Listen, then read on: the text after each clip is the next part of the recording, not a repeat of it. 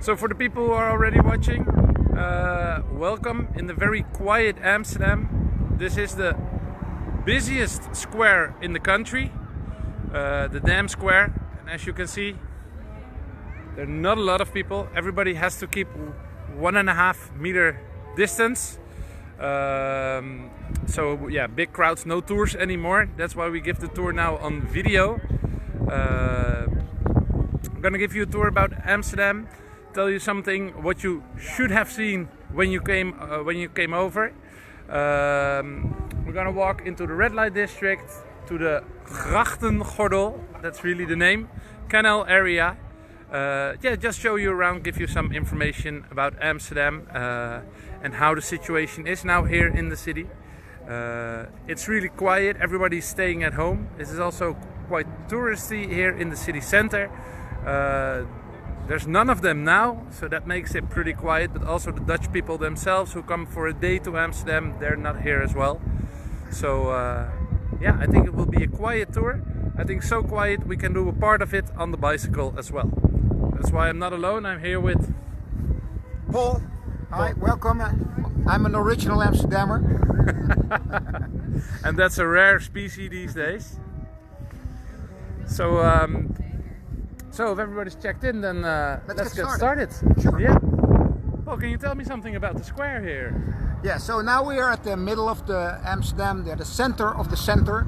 So you have to imagine there was the Amstel River connecting the countryside with the sea, and they built a dam in the Amstel River, and so we are now at the center of the center because Amsterdam was facing the sea directly.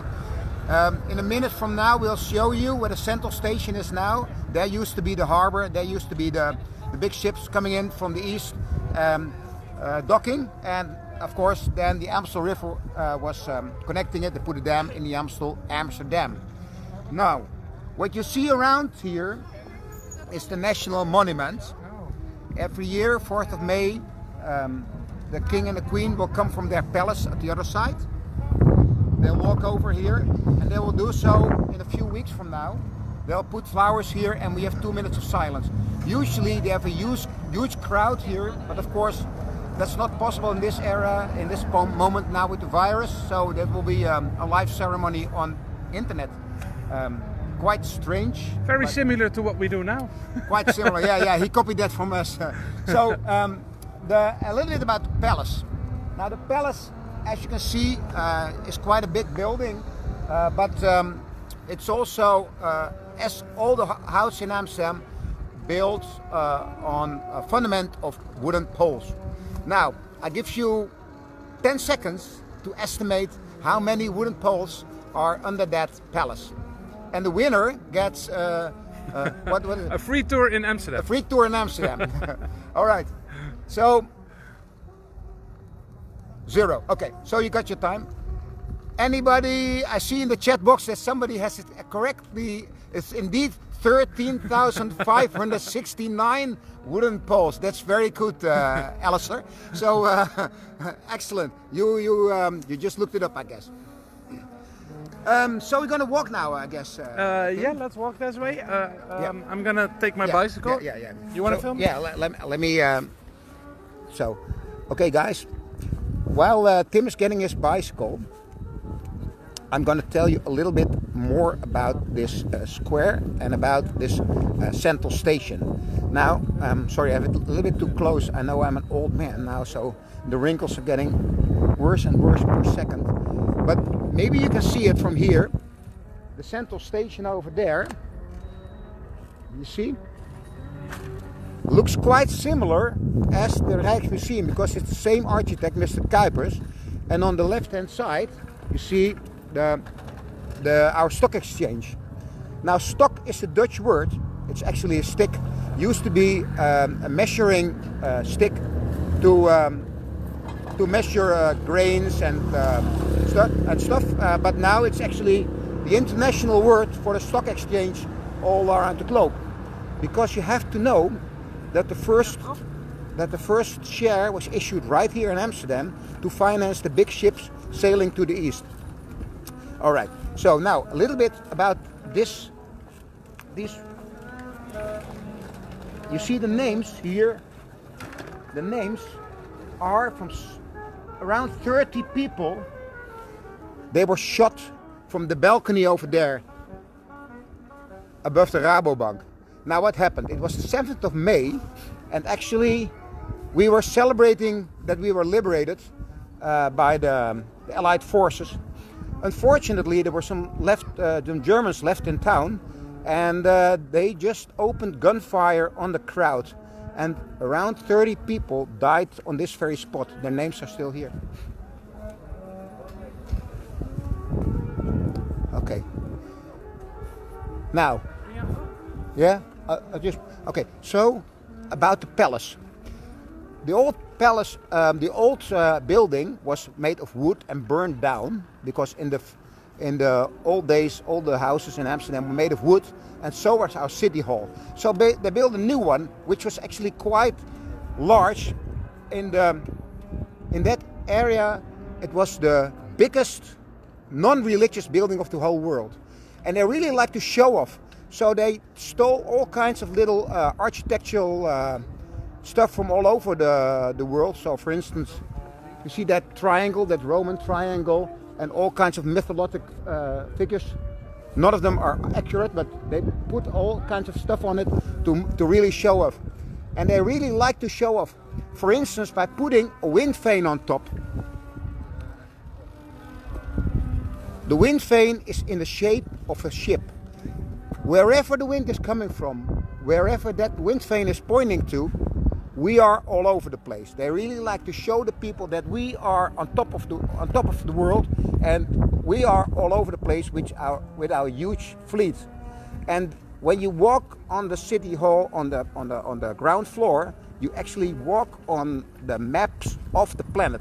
So they wanted the people of Amsterdam to give the feeling that we, okay, let me put it politely, we fucking own the place. Sorry about that. Have to keep it a bit decent. Yeah. All right. So now one more thing. Then I'll jump on your bicycle. I'll start running now because maybe you get a little bit restless. Not everybody was happy. Not everybody was happy with the fact that we are, we built the biggest non-religious building of the world, because this church over here, they said, hey, state over church, that cannot be right. The church is more important than the state. So they said, okay, what we can do, you build a tower which is double the size of that palace. You can build a tower on top of that foundation right here. But not now, because we ran out of budget. So you can do so, but in 20 years from now. So in 20 years from now, you can build that tower on top of the foundation. 20 years later, the British fleet start kicking our ass big time, and it was the end of our golden century. Tower never came, so this is the sad remainings of the foundation. They already filled up the windows with bricks. The tower never came. So I now jump on the back of the bike of Tim, the owner of the free walking tours. Now, of course, this is a biking nation. This tour has to be about biking as well. This is a big jam.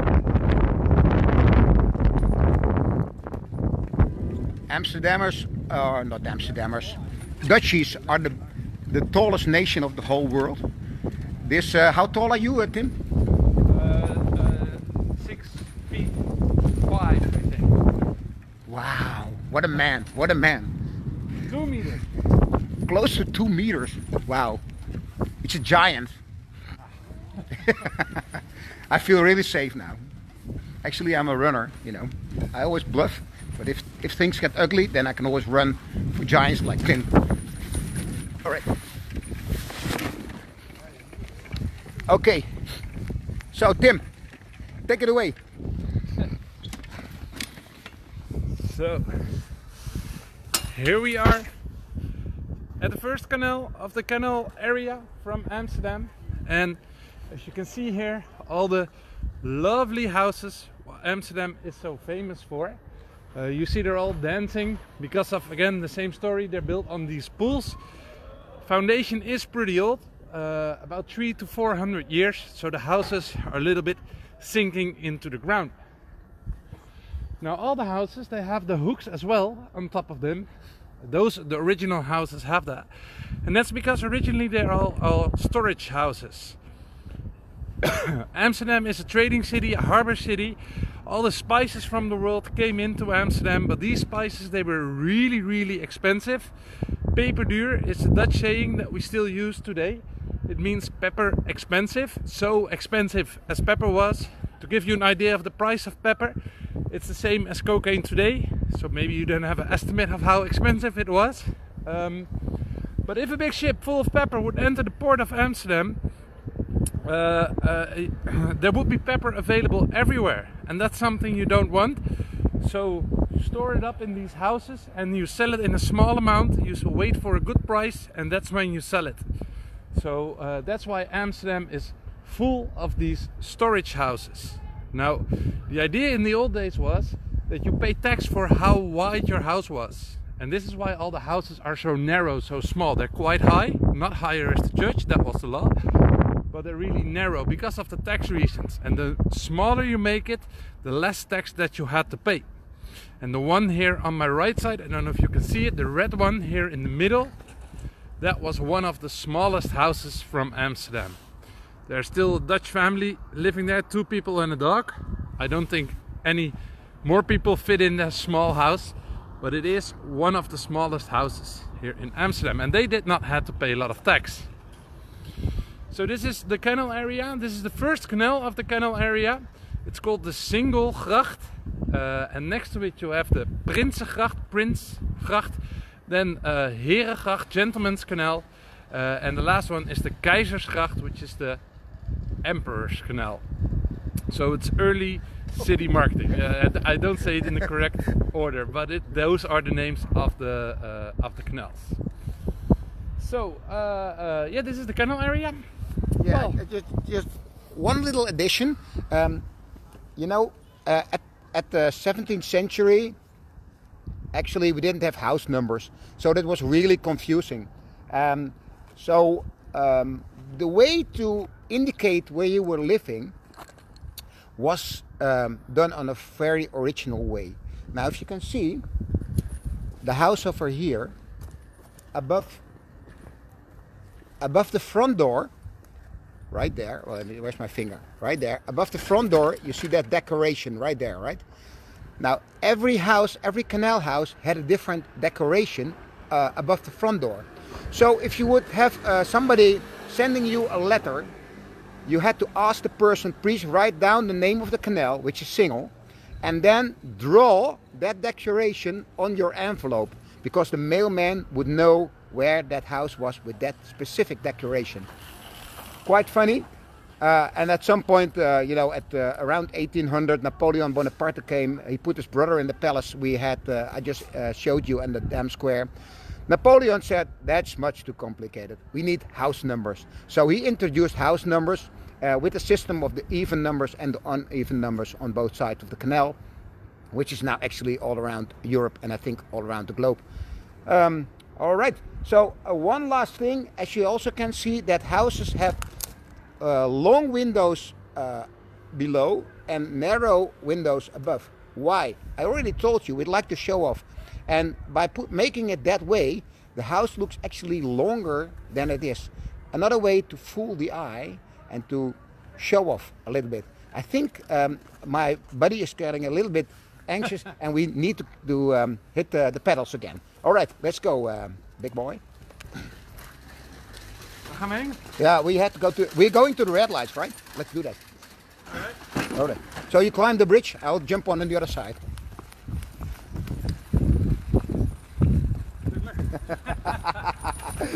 He's a cool guy. Strong as King Kong. Okay, here we go. Yep. Nee, niet over de dam, is hetzelfde. Oké, misschien even langs die...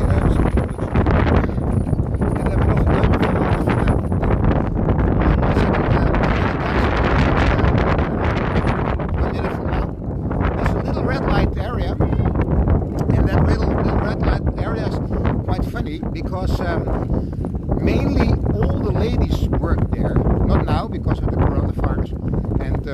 as you know, old people are very vulnerable to it. So no, actually the whole occupation is now banned, as of most other professions.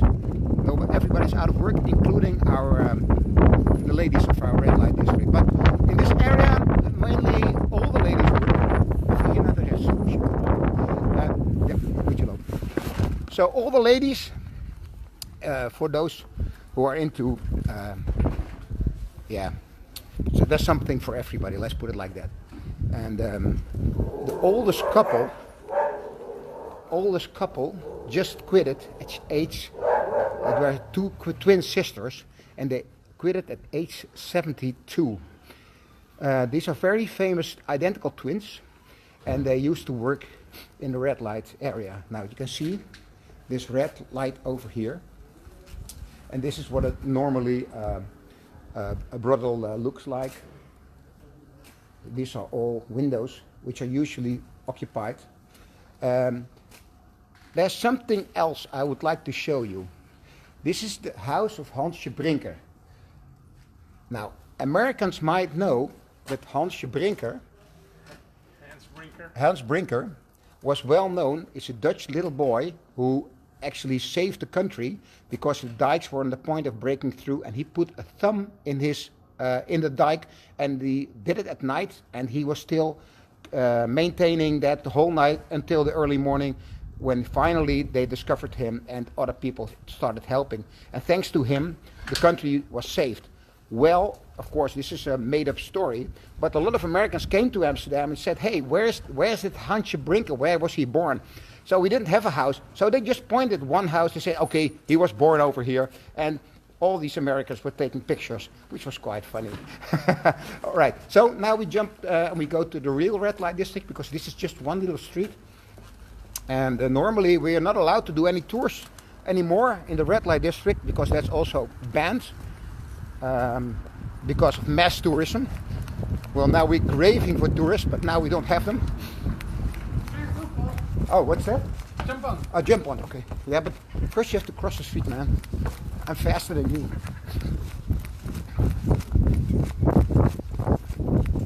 Where are we going? Okay, okay. I'll jump on this.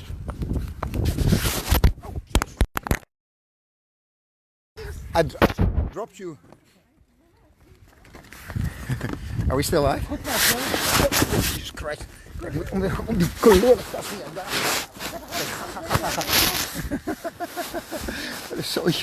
It's a mess, I'm sorry.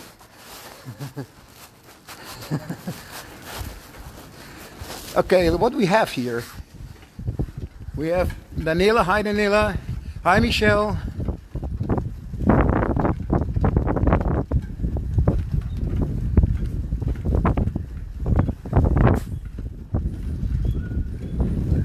How are things in Florida?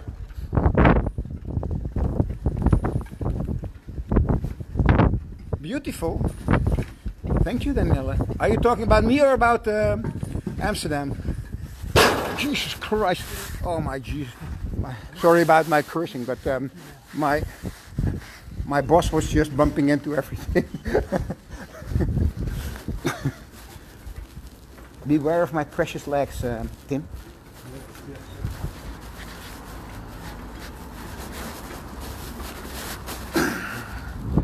All right, you see the central station, and this is the stock exchange.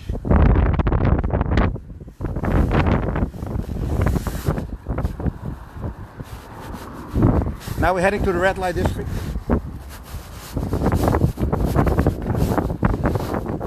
Take the sidewalk, then I cannot show you the people that the houses are standing straight in the water here.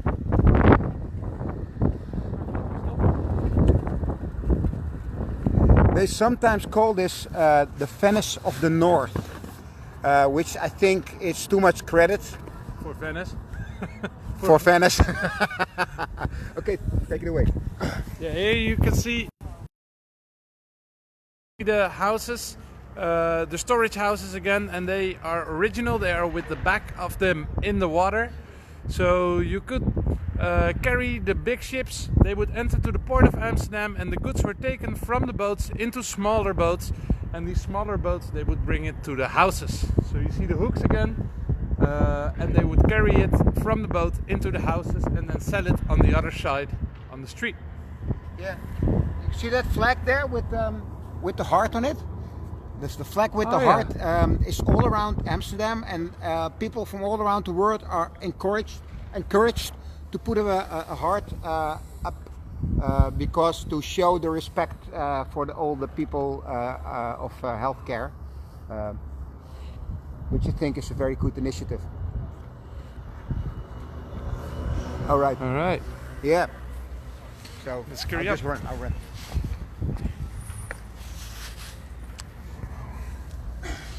All right, we're gonna follow Paul. Yeah.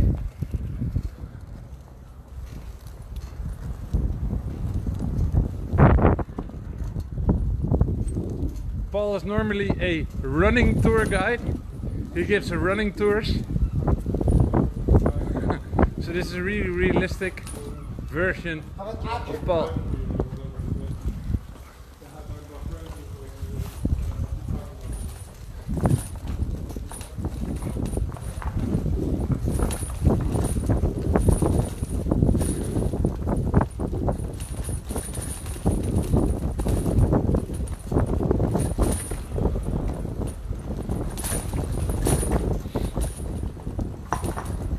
That's pretty good, Paul.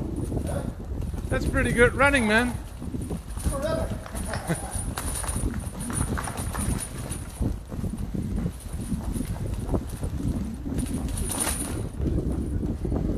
So again, normally this is a super busy street. You're not able to bike here, but because of the virus, it's so quiet.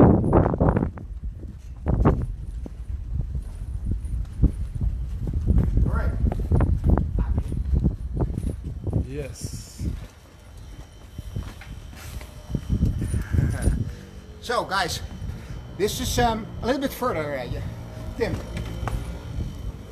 So this is a very, very old bar, and it used to be also a hostel in the old days, 16th century.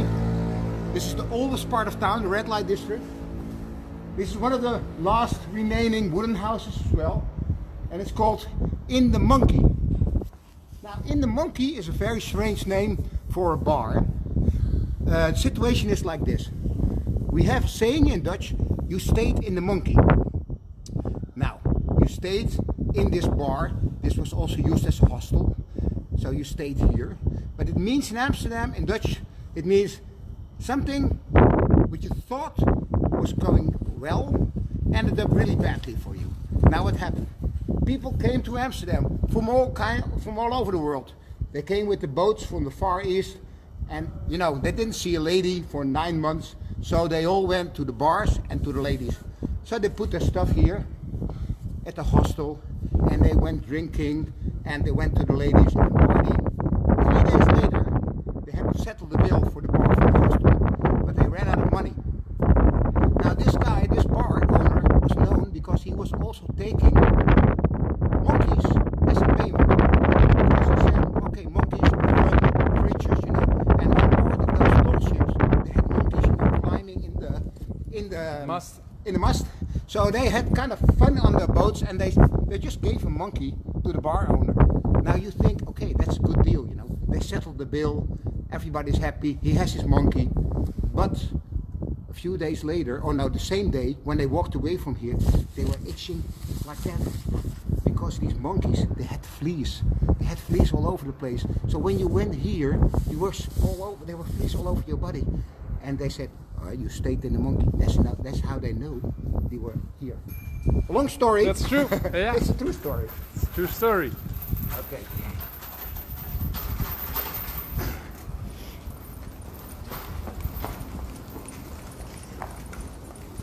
Hier naar rechts? Of nog eentje verder? Nou, we kunnen het hier al doen. Dan gaan we gelijk de oude kerk. Je doet een oude kerk wel even, ja. So now we go to the old church.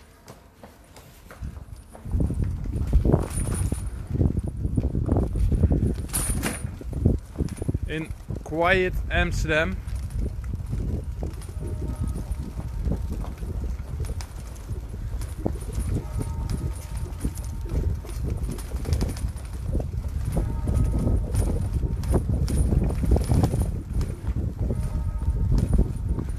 you see they keep the distance. You can go on the boat with 3 people. Oh, I don't know if you saw that boat. There was a boat. And we're now heading to the old church, the oldest building of Amsterdam. There's always has been a church on this here in the city. And let me stop on this side for now, because there's a lot at one spot in at here. So here you see the church, and just on the opposite side you see the curtains with the red windows, so ladies are working here as well.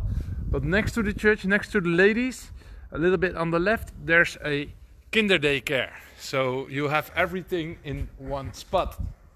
Now a church and the women around the church, why was that? Well, when you took a boat for a few months, you came back to Amsterdam, you made a lot of money, but no woman on the boats. So what do when you come to Amsterdam? You go to church, right? But they mostly went to the women around the church, and the church was worldwide known for that. But such thing was also a sin. However, there was no problem for this church. You could confess here at the church, you could pray with the priest, you could also pay the priest a little bit, and then your sins were gone from you. Now, if the next morning your boat was leaving early day, and you'd still want to go to the girls at night, that was no problem for this church. You could already confess up front, do your job, and take your early boat without any sins on you. So prepaid confessing at this church. It was all possible here in Amsterdam. Yep. Okay, so in this area there's something for everybody. For instance, the red lights over here, it's called Big Mama Alley, because here you actually pay per kilo. Let's put it like that. Ladies are a bit bigger.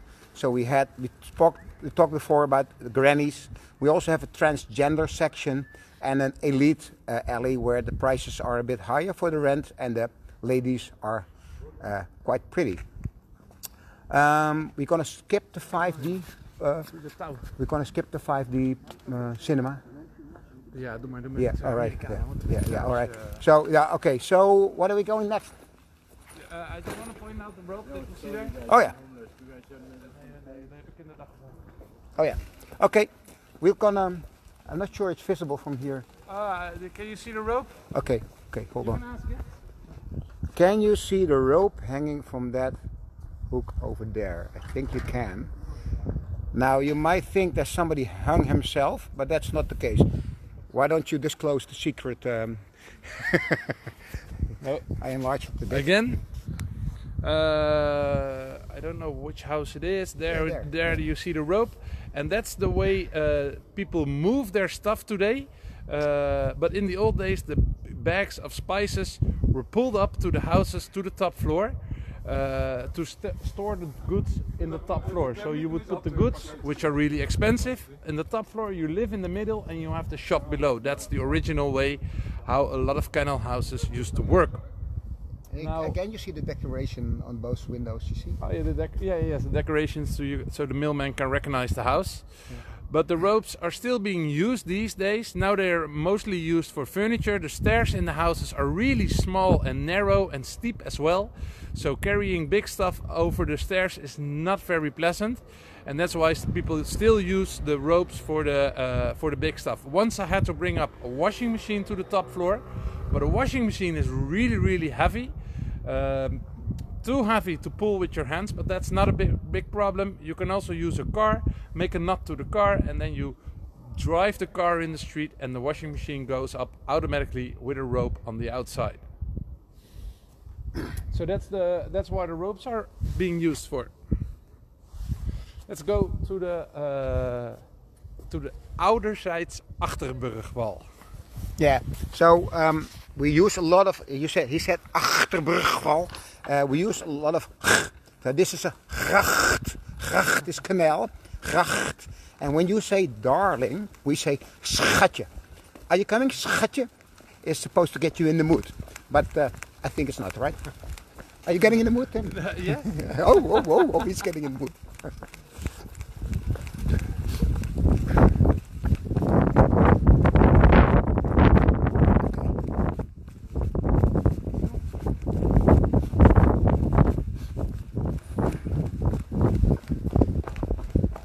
windows, windows, windows, windows.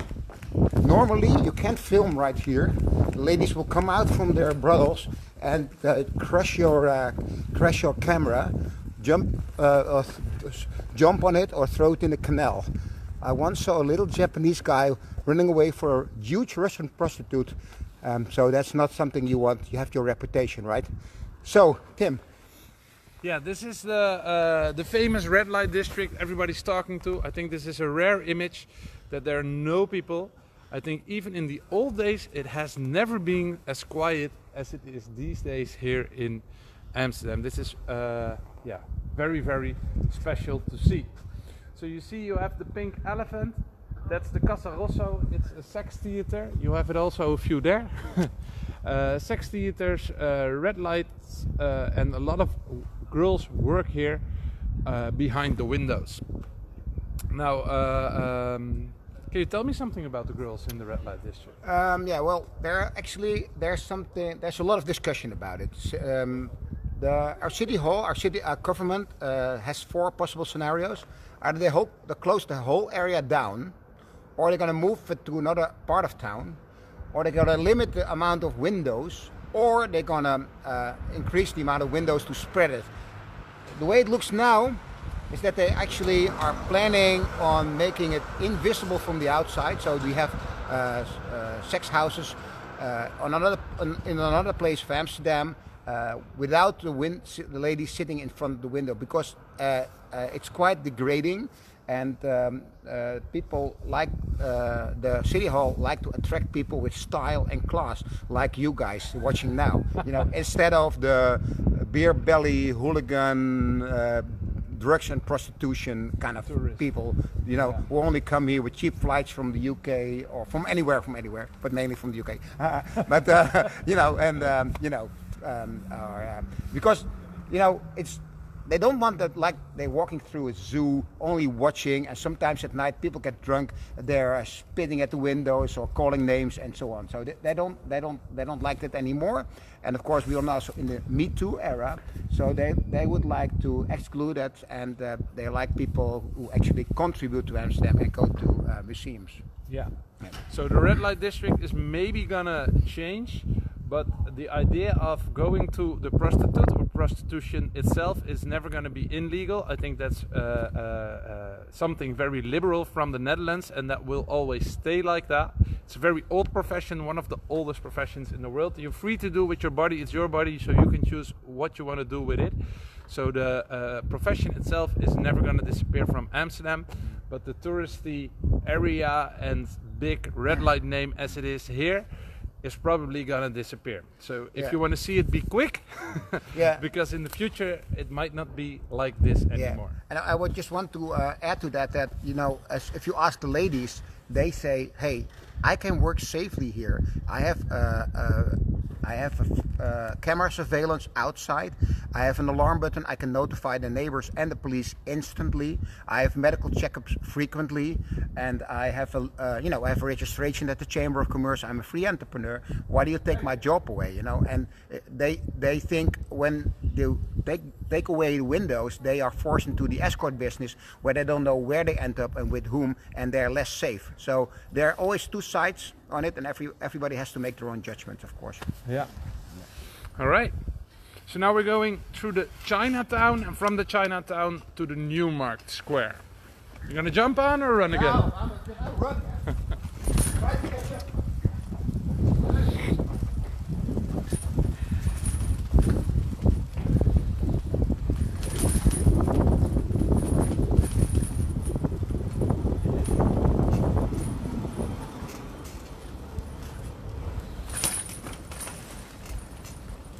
So as you can see, this is Chinatown.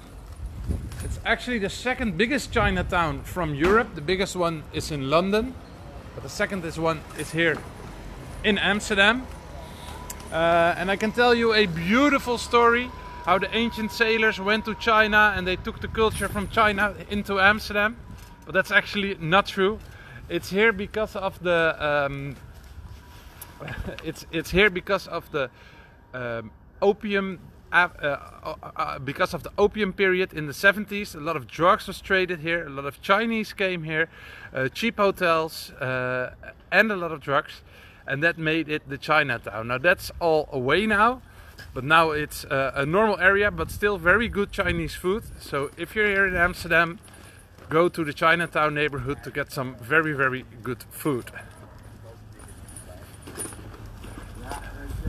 All right, so now a little bit about the building on the back. As you can see, this looks a little bit like a castle. It's not a castle. It's actually a former gate to Amsterdam. The canal we were standing on, the first canal, the main canal with the white bridge, that canal is one side of Amsterdam in the old days until like 1620 or so. And then this is the other side. So the Redlight, Dam Square and the first canal was surrounded by a wall, and they made an exact copy of that wall in New York, nowadays called Wall Street. Actually our wall, but okay, let's forget about it. Don't worry about it, you know, you can keep it. But anyways, just want to point out, this is a former gate to Amsterdam, so you had to cross this gate. And they were defending from here. You can see the loopholes of the where they were shooting, could shoot through. But of course Amsterdam was expanding and then it lost its function as a gate, city gate. So then they made into a weighing institution. They were weighing stuff they brought from the Far East. And you know, they did so because, you know, we needed to prove that we were a trustable trading nation. So it had to contain what is said on the label. So they were weighing salt and pepper and all the spices. At some point they also started weighing ladies, because when you would be too light-weighted, you might be a witch, in which case you would be burned or drowned here at this very spot. Not a good time to be skinny. All right. Now, it had different functions later on, and Tim is going to tell you about that. Yeah, so they also did the judgment here. The guillotine was standing here at the Wade House. It was a fire department. Now it's a restaurant. So again, if you're here in Amsterdam, go here for a coffee or a dinner, because the building is very beautiful and special. Yeah, and about the guilds, Yeah, all right. So they also had another function, different guilds, and the guilds is like a profession. Per tower they had a different guild, and one of them was doing medical surgery. And Rembrandt, the great painter, made a beautiful painting here. The autonomy lesson. The autonomy lesson. Google it. The autonomy lesson of Dr. Tulip. Yeah. So people were asked to, you know, if they would attend the painting, they could attend the great master doing the painting, and as days went by, they were paying less because the smell was awful. So in the 5th or the 7th day, you know, the smell was so awful that you could just sit there and just pay a little dime. That was good enough for them because it was terrible. So now, not such a nice story, but a very important one to be told, is that when you look behind me, you see old Amsterdam, the beautiful canal houses from our golden age, 17th, 16th, 17th century. But if you look on this side, you see the beautiful yellow concrete block, and actually the whole street behind it is quite new. How come we have that beautiful concrete in old Amsterdam? It's because of the Second World War. That used to be the Jewish area. All the Jews were forced in that area before they were taken to this square, and from here to Dachau and Auschwitz in Germany and Poland. But with that, the whole street became a ghost town. No one was living there anymore. The houses were empty, but the people from Amsterdam, starving and freezing, they plundered all the wood from the houses for their fireplace. So after the war there was nothing more than a pile of bricks and no one owning it. They didn't know what to do with the street, so they bulldozed the whole area away and made the lovely concrete you can admire today. Black page for the history of Amsterdam. Another nice story, but also an important one to be told. Yeah, just gonna give this guy some dimes, but I don't have much actually. Oh, don't you have any dimes anymore? No. So we work in tourism, and there's no tourists anymore.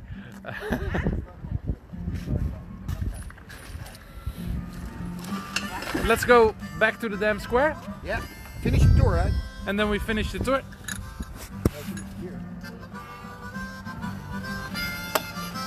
Are you gonna jump on? Yeah, but can't you finish it here? You want to go to Dam Square? Go to Dam Square. Do we still have attendees? Kan ik jou nog geven? How many people are attending now? Sorry about that, guys. Looking good. Thank you, Justin. Noos. Hi, Danita.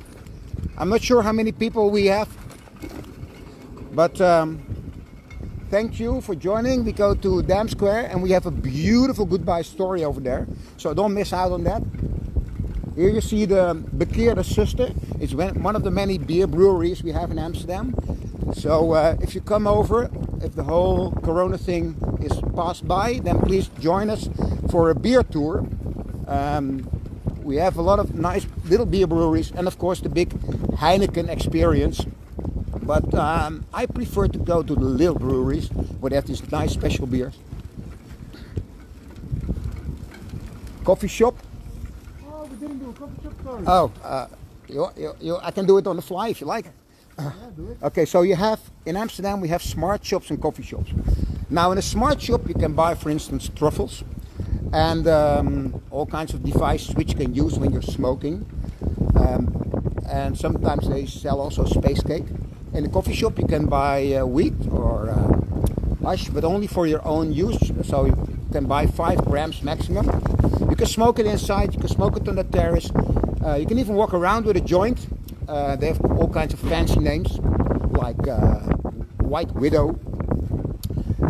But you cannot grow plants. Just 1 or 2 for your own use, but it's illegal to grow plants. Seeds.